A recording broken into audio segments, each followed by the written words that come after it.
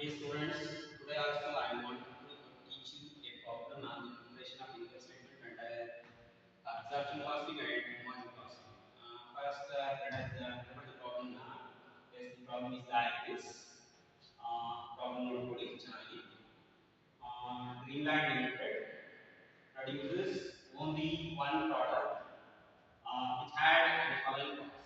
Greenland Limited ಅಂತ ಏನಿದೆ ಅದು ಒಂದು ಪ್ರಾಡಕ್ಟ್ ಮ್ಯಾನುಫ್ಯಾಕ್ಚರ್ ಮಾಡ್ತಾ ಇದೆ ಮತ್ತೆ ಅದರ ಕಾಸ್ಟ್ ಈ ರೀತಿ ಇದೆ ಅಂತ ಹೇಳ್ತಾ ಇದೆ.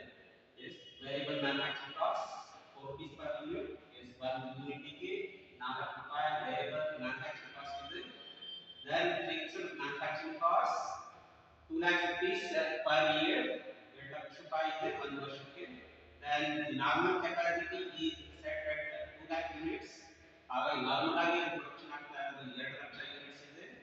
There are no work in process inventories. ಹಾಗಾಗಿ ಅಲ್ಲಿ ಯಾವುದೇ ರೀತಿಯ ವರ್ಕ್ ಇನ್ ಪ್ರೋಸೆಸ್ ಇಲ್ಲ. Next in 2011 the company produced 2 lakh units and sold 90% of them. in ಚೆನ್ನಾಗಿ ನೋಡ್ಕೊಳ್ಳಿ. ಹಾಗಾಗಿ 2011ರಲ್ಲಿ ಏನಾಗಿದೆ 2 ಲಕ್ಷ ಯೂನಿಟ್ಸ್ ನ ಪ್ರೊಡ್ಯೂಸ್ ಮಾಡಿದ್ದಾರೆ ಮತ್ತೆ ಅದರಲ್ಲಿ 90% ಅಂದ್ರೆ 2 ಲಕ್ಷದ 90% ಅಂದ್ರೆ 1,80,000 ಯೂನಿಟ್ಸ್ ಬರ್ತದೆ ಅದನ್ನ ಸೇಲ್ ಮಾಡಿದ್ದಾರೆ. yes 90% of them at the price of 7 rupees per unit. ಹಾಗಾಗಿ ಒಂದು ಯೂನಿಟ್ ಗೆ 7 ರೂಪಾಯಿ ಆಗುತ್ತೆ ಅಂದ್ರೆ 1,80,000 ಬರುತ್ತೆ. 2 ಲಕ್ಷದಲ್ಲಿ 90% ಅಂದ್ರೆ 1,80,000. so 1,80,000 into 7 this is same price. ಆಮೇಲೆ ನೋಡುವ ಅದನ್ನ ಪ್ರಾಬ್ಲಮ್ ಅಂದಾಗ then in 2012 yes, the company produced 2,10,000 units and sold 2,15,000 units at the same price. ಅಂದ್ರೆ 7 ರೂಪಾಯಿ ಏನಿದೆ ಮಾಡ್ತಾ ಇದ್ದಾರೆ ಅದೇ ಪ್ರೈಸ್ ಅಲ್ಲಿ then ಈ ವರ್ಷ ಅಂದ್ರೆ 2012ರಲ್ಲಿ 2,15,000 ಯೂನಿಟ್ಸ್ ನ ಮಾಡಿದ್ದಾರೆ. then problem is you are required to prepare income statement for 2011 and 2012 based on absorption costing and margin costing. ಹಾಗಾಗಿ ಎರಡು ಮೆಥಡಲ್ಲಿ ಅಬ್ಸಾರ್ಪ್ಷನ್ ಕಾಸ್ಟಿಂಗ್ ಮತ್ತು ಮಾರ್ಜಿನ್ ಕಾಸ್ಟಿಂಗ್ ಅಲ್ಲಿ ಇನ್ಕಮ್ ಸ್ಟೇಟ್ಮೆಂಟ್ ನ ಪ್ರಿಪೇರ್ ಮಾಡಬೇಕಿದೆ. ಹಾಗಾಗಿ ಪ್ರಾಬ್ಲಮ್ ನ ಇನ್ನು ಒಂದು 2 ನಿಮಿಷ ಹಾಗೆ ನೋಡ್ಕೊಳ್ಳಿ ದೆನ್ ಆನ್ಸರ್ ಮಾಡಿ. ಸಿಡಿ ಪ್ರಾಬ್ಲಮ್ ನ ನೋಡ್ತಾ ಇರಿ. ಪ್ರಾಬ್ಲಮ್ ನೋಡ್ಕೊಳ್ಳಿ.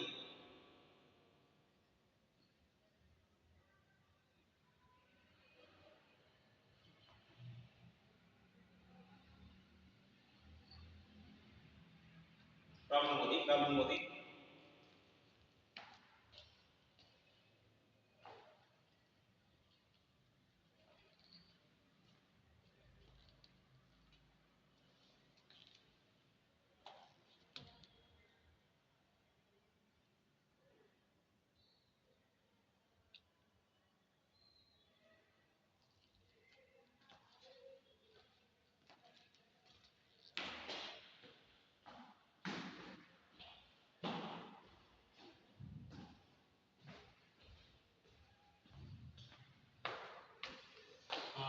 ಪ್ರಾಬ್ಲಮ್ ಓದ್ಕೊಂಡಿದ್ರೆ ಅನ್ಕೊಂಡಿದ್ದೀನಿ, ಚೆನ್ನಾಗಿ ಅರ್ಥ ಮಾಡ್ಕೊಂಡಿದ್ರೆ ಅನ್ಕೊಂಡಿದ್ದೀನಿ. ಈಗ ಏನ್ ಮಾಡೋಣ ದೆನ್ ರಿಲಯನ್ಸ್ ಲಿಮಿಟೆಡ್ ಏನಿದೆ ಅದರ income statement absorption costing basis ಅಲ್ಲಿ ಮಾಡೋಣ.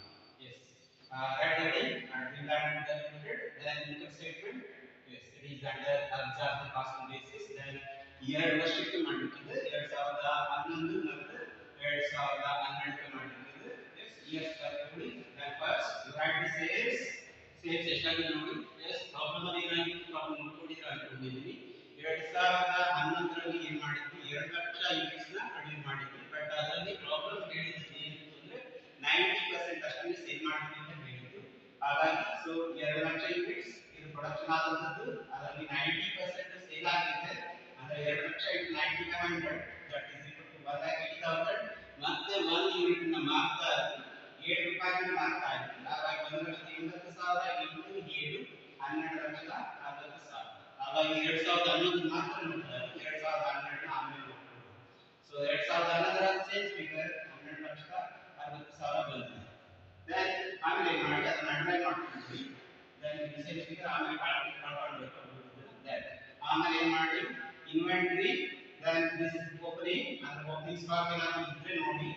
Then opening stock at rupees 5 ಅಂತ ಬರ್ತದೆ. 5 ಹೇಗೆ ಬರ್ತದೆ ಇದನ್ನ ಆಮೇಲೆ ನೋಡುವ, ಈಗ ಬೇಡ. ಬಟ್ 2011ರಲ್ಲಿ ಏನಾದ್ರು ಓಪನಿಂಗ್ ಸ್ಟಾಕ್ ಇದೆಯಲ್ಲ ಪ್ರಾಬ್ಲಮ್ ಅಲ್ಲಿ ಅದಕ್ಕೆ ಓಪನಿಂಗ್ ಸ್ಟಾಕ್ 2011ರಲ್ಲಿ ಪ್ರಾಬ್ಲಮ್ ಅಲ್ಲಿ ಇಲ್ಲ, ಹಾಗಾಗಿ ಬರೀ ಈಗ then ಆಮೇಲೆ ಪ್ರಾಬ್ಲಮ್ ಏನಿತ್ತು ಇಲ್ಲಿ then yes ಇಲ್ಲಿದೆ ವೇರಿಯಬಲ್ ಮ್ಯಾನುಫ್ಯಾಕ್ಚರಿಂಗ್ ಕಾಸ್ಟ್ ಇದೆ yes variable manufacturing cost is 4 rupees per unit then 4 ರೂಪಾಯಿ 1 ಯೂನಿಟ್ ಗೆ ಅಂದ್ರೆ ನಾವು ಪ್ರೊಡಕ್ಷನ್ ಎಷ್ಟು ಮಾಡ್ತಾ ಇದೀವಿ ನೋಡಿ 2 ಲಕ್ಷ ಯೂನಿಟ್ಸ್ ನ ಪ್ರೊಡಕ್ಷನ್ ಮಾಡ್ತಾ ಇದೀವಿ ಹಾಗಾಗಿ then 2 ಲಕ್ಷಕ್ಕೆ ಬರ್ಕೊಳ್ಳಿ ಹಾಗಾಗಿ then in same figure ಇದು ಬಿಟ್ಬಿಡಿ 1,80,000 ಬಟ್ ಪ್ರೊಡಕ್ಷನ್ ಏನು ನಡೀತಿದೆ ಆ ಪ್ರೊಡಕ್ಷನ್ ಫಿಗರ್ ಅಷ್ಟೇ ನೋಡಿ ಹಾಗಾಗಿ 2 ಲಕ್ಷ ಯೂನಿಟ್ ಪ್ರೊಡಕ್ಷನ್ ನಡೀತಿದೆ yes ಓಪನಿಂಗ್ ಸ್ಟಾಕ್ ಏನಿಲ್ಲ ಹಾಗಾಗಿ ಇಲ್ಲ ಹಾಕಿದ್ವಿ then ಆಮೇಲೆ ಏನು ಮಾಡಿ ಈಗ variable manufacturing cost at rupees 4 ಹಾಗಾಗಿ ನಾ ವರ್ಕಿಂಗ್ಸ್ ಏನಾದ್ರು ಬರೆಯೋದಿದ್ರೆ ಇಲ್ಲಿ ತೋರಿಸಿದೆ 2 ಲಕ್ಷ then 1 ಯೂನಿಟ್ ಗೆ 4 ರೂಪಾಯಿ ವೇರಿಯಬಲ್ ಮ್ಯಾನುಫ್ಯಾಕ್ಚರಿಂಗ್ ಕಾಸ್ಟ್ ನೀಡಿದೆ ಹಾಗಾಗಿ 2 ಲಕ್ಷ ಇಂಟು 4 8 ಲಕ್ಷ ರೂಪಾಯಿ ಇದನ್ನ ಬರ್ಕೊಳ್ಳಿ then ಆಮೇಲೆ ಏನಾಗ್ತಿದೆ ಫಿಕ್ಸ್ಡ್ ಮ್ಯಾನುಫ್ಯಾಕ್ಚರಿಂಗ್ ಕಾಸ್ಟ್ ಇದೆ ಎಸ್ ಪ್ರಾಬ್ಲಮ್ ಅಲ್ಲಿ ಇದೆ fixed manufacturing cost 2 lakhs rupees per year ಅಂದ್ರೆ 2 ಲಕ್ಷ ಅಲ್ಲಿಗೆ 1 ಯೂನಿಟ್ ಗೆ ಎಷ್ಟು ಇತ್ತು ಅಂದ್ರೆ 2 ಲಕ್ಷ ರೂಪಾಯಿ ಮತ್ತು ಪ್ರೊಡಕ್ಷನ್ ಮಾಡ್ತಾ ಇರೋದು 2 ಲಕ್ಷ ಯೂನಿಟ್ಸ್ ಹಾಗಾಗಿ then 1 ಯೂನಿಟ್ ಗೆ ಎಷ್ಟು ಇತ್ತು ಅಂದ್ರೆ 1 ರೂಪಾಯಿ ಬಿದ್ದಿದೆ ಹಾಗಾಗಿ ಯೂನಿಟ್ ಬೇಸಿಸ್ ನಲ್ಲಿ ಚಾರ್ಜ್ ಮಾಡಿ ಇದನ್ನ ಹಾಗಾಗಿ 2 ಲಕ್ಷ ಇಂಟು 1 then 2 ಲಕ್ಷ ರೂಪಾಯಿ then ಆಮೇಲೆ ಏನು ಮಾಡಿ ಯಾವುದು ಈಗ ಪ್ರೊಡಕ್ಷನ್ ಎಕ್ಸ್ಪೆನ್ಸಸ್ ಇಲ್ಲ ಹಾಗಾಗಿ ಟೋಟಲ್ ಮಾಡಿದ್ವಿ ಸೊ 8 ಪ್ಲಸ್ 12 10 ಲಕ್ಷ ರೂಪಾಯಿ ಆಮೇಲೆ ವರ್ಕ್ ಪ್ರೋಸೆಸ್ ಯಾವುದು ಇಲ್ಲ ಅಂತ ಹೇಳಿದ್ದಾರೆ ಹಾಗಾಗಿ ಅದು ಬೇಡ ಮತ್ತೆ ನೆಕ್ಸ್ಟ್ ಏನು ಮಾಡುವ ಸೊ ಕ್ಲೋಸಿಂಗ್ ಸ್ಟಾಕ್ ಇದೆ ಹಾಗಾಗಿ ಕ್ಲೋಸಿಂಗ್ ಸ್ಟಾಕ್ ಎಷ್ಟು ಬರ್ತದೆ ಅಂದ್ರೆ ನಿಮಗೆ ಗೊತ್ತಿದೆ ನಾವು ಪ್ರೊಡಕ್ಷನ್ ಮಾಡಿದ್ದು ಇಲ್ಲಿ 2 ಲಕ್ಷ ಯೂನಿಟ್ಸ್ ಎಸ್ ಇದೆ 2 ಲಕ್ಷ ಯೂನಿಟ್ಸ್ ನ ಪ್ರೊಡಕ್ಷನ್ ಮಾಡಿದ್ವಿ ಬಟ್ ಸೇಲ್ ಮಾಡಿದ್ದು 1,80,000 ಯೂನಿಟ್ಸ್ ಹಾಗಾಗಿ ಮಾಡಿ 2 ಲಕ್ಷ ಮೈನಸ್ 1,80,000 ಹಾಗಾಗಿ ನಿಮಗೆ ಸೇಲ್ ಆಗಿರುವ ಐಟಮ್ಸ್ ಎಷ್ಟು ಅಂದ್ರೆ 20,000 ಮತ್ತೆ 1 ಯೂನಿಟ್ ಗೆ ಎಷ್ಟು ಬಿದ್ದಿದೆ ಅಂದ್ರೆ ಎಸ್ ಇಯರ್ 4 ಪ್ಲಸ್ 5 ಅಂದ್ರೆ ಒಂದು ವೇರಿಯಬಲ್ ಮ್ಯಾನುಫ್ಯಾಕ್ಚರಿಂಗ್ ಕಾಸ್ಟ್ 4 ರೂಪಾಯಿ ಪ್ಲಸ್ ಒಂದು ಫಿಕ್ಸ್ಡ್ ಮ್ಯಾನುಫ್ಯಾಕ್ಚರಿಂಗ್ ಕಾಸ್ಟ್ 1 ರೂಪಾಯಿ 1 ಯೂನಿಟ್ ಗೆ ಅಂದ್ರೆ ಟೋಟಲ್ ಎಷ್ಟು ಆಯ್ತು ಅಂದ್ರೆ 1 ಯೂನಿಟ್ ಗೆ 5 ರೂಪಾಯಿ ಆಗಿದೆ ಹಾಗಾಗಿ 5 ರೂಪಾಯಿ ಸೇಲ್ ಮಾಡಿ ಈಗ 20,000 ಯೂನಿಟ್ ಸೇಲ್ ಆಗಿರುತ್ತೆ ಆ 20,000 ಯೂನಿಟ್ ನ ಕಳೆದಾಕ್ತೀವಿ 20,000 ಇಂಟು 5 ರೂಪಾಯಿ ಹಾಗಾಗಿ 1 lakh then this is the standard cost of sales 9 lakh then ಆಮೇಲೆ ಏನು ಮಾಡಿ you will undergo absorption fixed cost ಇಲ್ಲಿ ಯಾವುದು ಇಲ್ಲ ಅದು ನೆಕ್ಸ್ಟ್ ಇಯರ್ ಬರುತ್ತೆ ಅದು ಆಮೇಲೆ ನೋಡೋಣ ಬೇಡ then ಆಮೇಲೆ ಏನು ಮಾಡಿ ಇದು ಕಳೆದಾಕಿ then 9 ಲಕ್ಷದಲ್ಲಿ ಈ ಫಿಗರ್ ಇದು ಹಾಗಾಗಿ ಫಸ್ಟ್ ಇಯರ್ ಅಲ್ಲಿ then 9 ಲಕ್ಷ then ಆಮೇಲೆ ಏನು ಮಾಡಿ then ಯಾವುದೇ ರೀತಿಯ ಕಳೆಯುವಂತ ಐಟಮ್ಸ್ ಇಲ್ಲ ಹಾಗಾಗಿ then ಸೇಲ್ಸ್ ಫಿಗರ್ 12 ಲಕ್ಷದ 60,000 ಇದೆ then ಆಮೇಲೆ ಕಾಸ್ಟ್ ಆಫ್ ಸೇಲ್ಸ್ 9 lakhs ಇದೆ ಹಾಗಾಗಿ then absorption cost figure then first year 2011 ಏನಾಗಿದೆ ನೆಟ್ ಇನ್ಕಮ್ 1260 ಮೈನಸ್ 9 ಲಕ್ಷ 3 ಲಕ್ಷದ 60,000 so this is for first year and let's go for second year for 2012 ಏನಾಗಿದೆ sales figure ಏನಾಗಿದೆ ನೋಡಿ ಹಾಗಾಗಿ then ಸೇಲ್ಸ್ ಪ್ರಾಬ್ಲಮ್ ನೋಡಿ ಇಲ್ಲಿ then ಎಷ್ಟು ಹೇಳ್ತಾರೆ ನೋಡಿ ಎಸ್ right ಓದಿ ಪ್ರಾಬ್ಲಮ್ ಗೊತ್ತಾಗುತ್ತೆ in 2012 the company produced 2,10,000 units and sold 2,50,000 units. 2,15,000 units ನಾವು ಸೇಲ್ ಮಾಡ್ತಾ ಇದ್ವಿ 2012 ರಲ್ಲಿ ಹಾಗಾಗಿ then 2,15,000 units 2,15,000 units are it is 15,05,000 ಬರ್ತದೆ then ಈ ಫಿಗರ್ ಹಾಕೊಳ್ಳಿ then this is sales figure then underline ಮಾಡ್ತೀನಿ then ಆಮೇಲೆ ಇನ್ನು ಮ್ಯಾನುಫ್ಯಾಕ್ಚರಿಂಗ್ ಪ್ರೋಸೆಸ್ ಅಲ್ಲಿ ಬನ್ನಿ ಆಮೇಲೆ ಏನಾಗಿದೆ ಓಪನಿಂಗ್ ಸ್ಟಾಕ್ ಇತ್ತು ಎಸ್ ಇಲ್ಲಿತ್ತು ನೋಡಿ ಇಲ್ಲಿ ನಷ್ಟ 2011ರಲ್ಲಿ 1 ಲಕ್ಷ ರೂಪಾಯಿ ಓಪನಿಂಗ್ ಸ್ಟಾಕ್ ಇತ್ತು ಆ 1 ಲಕ್ಷ ರೂಪಾಯಿ opening stock sorry closing stock ಆ ಕ್ಲೋಸಿಂಗ್ ಸ್ಟಾಕ್ ಏನಾಗುತ್ತೆ ನೆಕ್ಸ್ಟ್ ಇಯರ್ ಓಪನಿಂಗ್ ಸ್ಟಾಕ್ ಆಗ್ತದೆ ಹಾಗಾಗಿ ಓಪನಿಂಗ್ ಸ್ಟಾಕ್ 1 ಲಕ್ಷ ಬರುತ್ತೆ yes this is opening stock of 1 lakh then next variable manufacturing cost ಹಾಗಾಗಿ variable manufacturing cost then problem ನೋಡಿ ಗೊತ್ತಾಗ್ತದೆ then 2012ರಲ್ಲಿ ಎಷ್ಟು production ಮಾಡ್ತಿದ್ವಿ ಅಂದ್ರೆ ಎಸ್ ಇಲ್ಲಿದೆ 2,10,000 ಯೂನಿಟ್ಸ್ ಪ್ರೊಡಕ್ಷನ್ ಮಾಡ್ತಾ ಇದ್ವಿ ಹಾಗಾಗಿ 2,10,000 ಇಂಟು 4 ಸೊ ಪ್ರೊಡಕ್ಷನ್ ಮಾಡ್ತಾ ಇದ್ವಿ ಮತ್ತೆ ಇದು ವೇರಿಯಬಲ್ ಕಾಸ್ಟ್ ಹಾಗಾಗಿ 2,10,000 ಇಂಟು 4 8,40,000 ಮತ್ತೆ ಹೀಗೆ ನಿಮಗೆ ಪ್ರೊಡಕ್ಷನ್ ಮಾಡ್ತಾ ಇರೋದು 2,10,000 ಯೂನಿಟ್ಸ್ ಹಾಗಾಗಿ ಫಿಕ್ಸ್ಡ್ ಮ್ಯಾನುಫ್ಯಾಕ್ಚರಿಂಗ್ ಕಾಸ್ಟ್ ಇಲ್ಲಿಂದ ಏನಾಗಿತ್ತು ಅಂದ್ರೆ ಇಲ್ಲಿದೆ ನೋಡಿ 1 ರೂಪಾಯಿ ಬಿದ್ದಿತ್ತು 1 ಯೂನಿಟ್ಗೆ ಇಲ್ಲಿದೆ 1 ರೂಪಾಯಿ then ಆ 1 ರೂಪಾಯಿನ ಚಾರ್ಜ್ ಮಾಡಿ ಆಮೇಲೆ ಅದೇನು ಅಂಡರ್ ಅಬ್ಸಾರ್ಪ್ಷನ್ ಇರ್ತದೆ ಈಗ ಓವರ್ ಅಬ್ಸಾರ್ಪ್ಷನ್ ಇರ್ತದೆ ಅದನ್ನ ಕೊನೆಯಲ್ಲಿ ಕಡಿಮೆ ಹಾಗಾಗಿ 2,10,000 ಯೂನಿಟ್ಸ್ ಈಗಷ್ಟೇ ಪ್ರೊಡಕ್ಷನ್ ಆಗ್ತಾ ಇದೆ ಸೊ 1 ಯೂನಿಟ್ಗೆ ಫಿಕ್ಸ್ಡ್ ಮ್ಯಾನುಫ್ಯಾಕ್ಚರ್ ಕಾಸ್ಟ್ 1 ರೂಪಾಯಿ ಬಿದ್ದಿದೆ ಹಾಗಾಗಿ 2,10,000 ಇಂಟು 1 2,10,000 ದೆನ್ ಈ ಮೂರು ಫಿಗರ್ ಟೋಟಲ್ ಮಾಡ್ಕೊಳ್ಳಿ ದೆನ್ 11,50,000 ಬರ್ತದೆ 11,50,000 ಏನ್ ಮಾಡಿ ಈಗ ದೆನ್ ಈ ಕ್ಲೋಸಿಂಗ್ ಸ್ಟಾಕ್ ಏನಿದೆ ಆ ಕ್ಲೋಸಿಂಗ್ ಸ್ಟಾಕ್ ಹಾಕೊಳ್ಳಿ ಅದರ ವರ್ಕಿಂಗ್ ಇಲ್ಲೇ ತೋರಿಸಿದ್ವಿ ದೆನ್ ಏನಾಗಿದೆ ದೆನ್ ಓಪನಿಂಗ್ ಸ್ಟಾಕ್ ಎಷ್ಟಿತ್ತು ನೋಡಿ ಕ್ಲೋಸಿಂಗ್ ಸ್ಟಾಕ್ 20,000 ಯೂನಿಟ್ಸ್ ಇತ್ತು ದೆನ್ ಆಮೇಲೆ ಏನಾಯ್ತು ಈ ವರ್ಷದ ಪ್ರೊಡಕ್ಷನ್ ಏನಾಯ್ತು 2,10,000 ಯೂನಿಟ್ಸ್ ಆಯ್ತು ಹಾಗಾಗಿ ಟೋಟಲ್ ಎಷ್ಟಾಯ್ತು ನಮ್ಮ ಕಡೆ ಎಷ್ಟಿದೆ ಅಂದ್ರೆ 2,10,000 ಪ್ಲಸ್ 20,000 2,30,000 ಯೂನಿಟ್ಸ್ ನಮ್ಮ ಕಡೆ ಇದೆ ಮೈನಸ್ ಅದನ್ನ ಸೇಲ್ ಮಾಡಿದಂತದ್ದು 2,15,000 ಯೂನಿಟ್ಸ್ ನ ಸೇಲ್ ಮಾಡಿದ್ದೀವಿ ಹಾಗಾಗಿ ಉಳಿದಿರೋ ಎಷ್ಟು ಯೂನಿಟ್ಸ್ ಹೋಗಿದೆ ಅಂದ್ರೆ ಕ್ಲೋಸಿಂಗ್ ಸ್ಟಾಕ್ ಆಗಿ 15,000 ಯೂನಿಟ್ಸ್ ಮತ್ತೆ ಈಗ ಗೊತ್ತಿದೆ ನಿಮಗೆ ಒಂದು 4 ರೂಪಾಯಿ ಬಿದ್ದಿದೆ ವೇರಿಯಬಲ್ ಮತ್ತೆ ಫಿಕ್ಸ್ 1 ರೂಪಾಯಿ ಬಿದ್ದಿದೆ ಹಾಗಾಗಿ 5 ರೂಪಾಯಿ ಬಿದ್ದಿದೆ ಪರ್ ಯೂನಿಟ್ಗೆ 15,000 ಇಂಟು 5 25,000 25,000 ಲೆಸ್ ಮಾಡಿ ಹಾಗಾಗಿ ಸ್ಟ್ಯಾಂಡರ್ಡ್ ಕಾಸ್ಟ್ ಆಫ್ ಸೇಲ್ಸ್ ಎಷ್ಟು ಬರ್ತದೆ ಅಂದ್ರೆ 11,50,000 ಮೈನಸ್ 75,000 10,75,000 ಬರ್ತದೆ ಆಮೇಲೆ ಏನು ಮಾಡಿ under absorption or over absorption of fixed cost ಏನಾಗಿರ್ತದೆ ನಿಮಗೆ ಗೊತ್ತಿದೆ ಅದು ಕಾನ್ಸ್ಟೆಂಟ್ ಆಗಿರ್ತದೆ ಆಯ್ತು 2,10,000 ಯೂನಿಟ್ಸ್ ಆಗಿರಲಿ 2,10,000 ಯೂನಿಟ್ಸ್ ಆಗಿರಲಿ then fixed cost remains constant irrespective of the level of production. So what that happened in this problem is we have charged here 2,10,000 rupees, but we have to charge you 2 lakhs.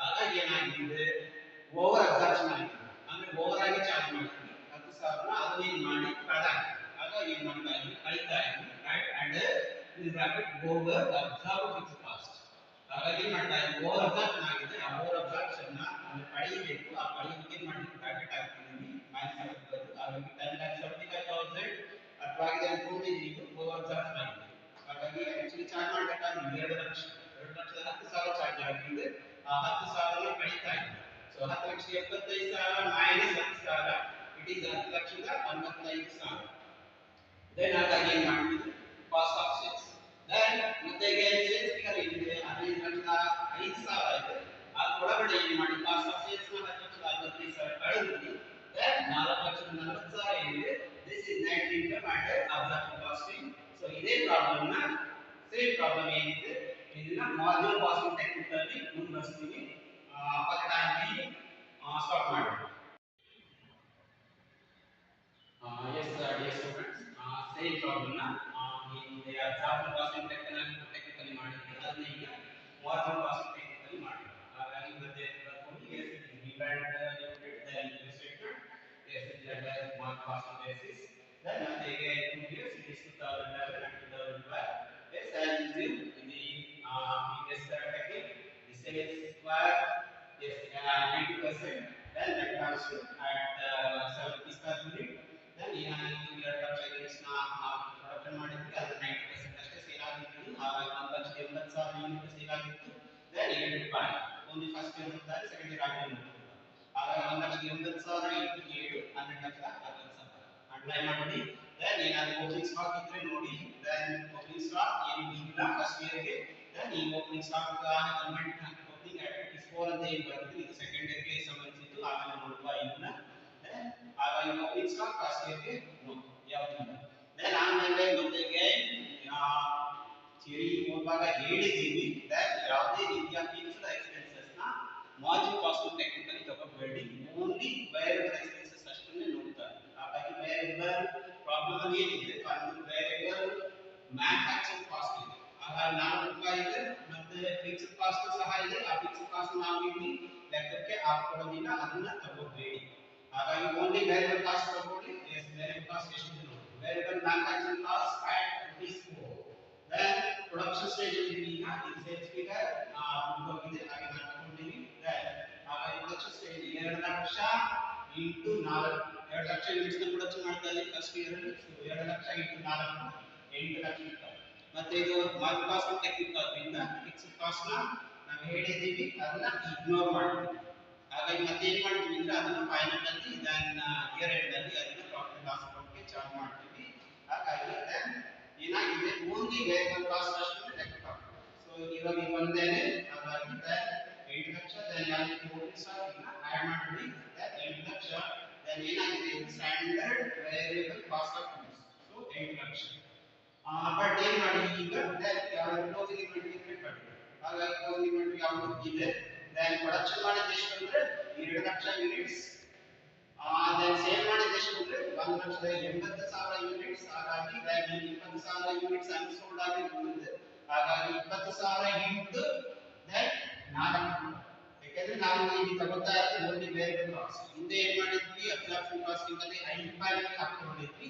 ಇದು ಒಂದು main difference absorption casting ಮತ್ತೆ variable casting ನ ಒಂದು main difference ಏನು ಅಂದ್ರೆ ನಿಮ್ಮ closing inventory ಆಗಿರಬಹುದು ಇಲ್ಲ ಓಪನಿಂಗ್ ಇನ್ವೆಂಟರಿ ಆಗಿರಬಹುದು. ದೆನ್ ಅಬ್ಸಾರ್ಪ್ಷನ್ ಕಾಸ್ಟಿಂಗ್ ಅಲ್ಲಿ ಎರಡು ಕಾಸ್ಟ್ ಸೇರ್ಕೊಂಡಿರ್ತದೆ. ಒಂದು ವೇರಿಯಬಲ್ ಕಾಸ್ಟ್ ಸೇರ್ಕೊಂಡಿರ್ತದೆ, ಅದರೊಳಗಡೆ ಫಿಕ್ಸ್ಡ್ ಕಾಸ್ಟ್ ಸೇರ್ಕೊಂಡಿರ್ತದೆ. ಬಟ್ ಮಾರ್ಜಿನ್ ಕಾಸ್ಟಿಂಗ್ ಅಲ್ಲಿ ಅದು ಕ್ಲೋಸಿಂಗ್ ಇನ್ವೆಂಟರಿ ಆಗಿರಲಿ ಓಪನಿಂಗ್ ಇನ್ವೆಂಟರಿ ಆಗಿರಲಿ ಅದರೊಳಗೆ ಏನು ಸೇರಿರುತ್ತೆ ಅಂದ್ರೆ ಓನ್ಲಿ ವೇರಿಯಬಲ್ ಕಾಸ್ಟ್ ಅಷ್ಟೇ ಸೇರಿರುತ್ತೆ, ಫಿಕ್ಸ್ಡ್ ಕಾಸ್ಟ್ ಸೇರಿರೋದಿಲ್ಲ. ಹಾಗಾಗಿ ಏನ್ ಮಾಡಿ ದೆನ್ ಎಷ್ಟಾಗಿದೆ ಕ್ಲೋಸಿಂಗ್ ಇನ್ವೆಂಟರಿ. ದೆನ್ ಅಗೇನ್ ಮತ್ತೆ ಹೇಳ್ತಿದ್ರಲ್ಲ 2 ಲಕ್ಷ ಮೈನಸ್ 1,80,000 20,000 ಯೂನಿಟ್ 20,000 ಯೂನಿಟ್ ಒಂದು ಯೂನಿಟ್ಗೆ ಎಷ್ಟು ಖರ್ಚಾಗಿದೆ 4 ರೂಪಾಯಿ. ಆಗ 20,000 ಇಂಟು 4 80,000 ಇದನ್ನ ಕಳೆದ್ರಿ. So 8 lakh minus 80,000 7 lakh 20,000. ಇದನ್ನ ಮತ್ತೆ ಏನು ಅಂಡರ್ಲೈನ್ ಮಾಡಿದ್ರಿ. ದೆನ್ ಈಗ ನಮ್ಮ ಮಾರ್ಜಿನ್ ಕಾಸ್ಟ್ ಈಕ್ವೇಷನ್ ಗೊತ್ತಿದೆ C is equal to S minus B. ಹಾಗಾಗಿ ನಾವು ಮಾರ್ಜಿನ್ ಕಾಸ್ಟ್ ಏನು ಮಾಡ್ತಾ ಇರ್ತೀವಿ ಅಂದ್ರೆ ವೇರಿಯಬಲ್ ಕಾಸ್ಟ್ ನಮಗೆ ರಿಕವರಿ ಆಗ್ತದ ನೋಡ್ತಾ ಇರ್ತೀವಿ. ಬಟ್ ಅಬ್ಸಾರ್ಪ್ಷನ್ ಕಾಸ್ಟಿಂಗ್ ಅಲ್ಲಿ ಎರಡು ಕಾಸ್ಟ್ ರಿಕವರಿ ಆಗೋದನ್ನ ನೋಡ್ತಾ ಇರ್ತೀವಿ. ಹಾಗಾಗಿ ಏನು ಮಾಡಿ ಕಾಂಟ್ರಿಬ್ಯೂಷನ್ ಇದಿದೆ C is equal to S minus B. Yes this is S 12 lakh 60,000. Then B is 8 lakh 20,000. ಹಾಗಾಗಿ C is equal to S minus B means S ಅಲ್ಲಿ ಬಿ ನ ಬದಲಾಗಿ ಹಾಗಾಗಿ 5 ಲಕ್ಷ 40,000 ಬರ್ತದೆ.